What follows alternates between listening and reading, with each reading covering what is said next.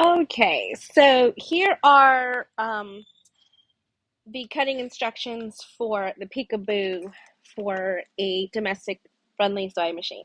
So what I like to do is like label out my pattern pieces. So get this right here. So these are all your pattern pieces that you're going to need. You have three pattern pieces. You have pattern piece A, what I call A, and this is the main fabric. So here I'm doing mine out of waterproof canvas. So I do not need to interface this, but if you were going to interface it, you'd want to use an SF101 or an 809. I like the SewFuse Plus personally because it's kind of like SF101 and 809 had a baby, and it's the perfect combination. So I like to label this pattern piece A. And pattern piece A, just so you know the references to where it is on the pattern, is the center piece right here. It's the main like focal point, if you want to call it a panel. It's the main focal point. Okay. Then we have pattern piece B. So there's B right, and then there's B left. There's two of them. So there's B left and B right.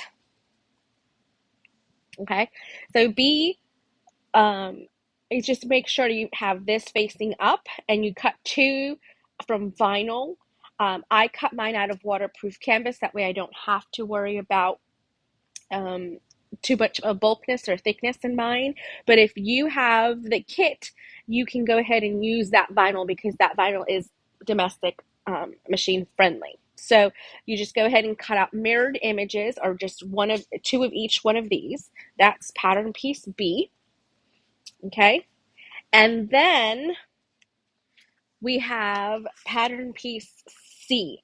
So pattern piece C is the lining, and it says to cut two on the fold. So all I did was just clip it here and put it on the fold and cut it out.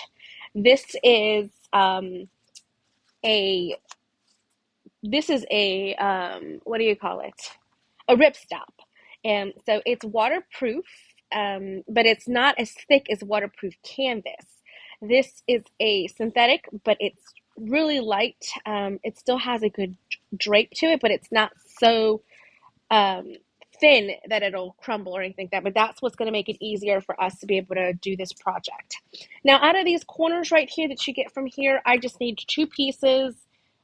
This is going to be for one of them is going to be for our zipper end, and then the other one is going to be for a zipper tab.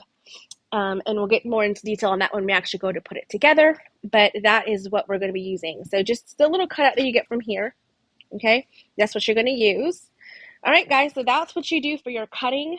If there's any interfacing to do, I highly recommend that for these pieces, the only piece that needs to get interfacing, that you cut away a ½ inch around the perimeter of the pattern pieces. Now I made little notches here just because it's a rectangle and it's hard sometimes to know whether this is up or down. So I made these notches here at my center so that I know that this is the right and then this is the left.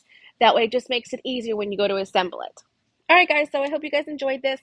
Don't forget you also need your zipper tape, but if you've gotten the kit, it's already included. So you don't have to worry about cutting that out. It's just already in the kit. All right, so these kits are available on my website, garnersewingroom.com. And we are going to be posting a couple of more options shortly for fabrics. This is one of our fabric choices. We have a beautiful red kind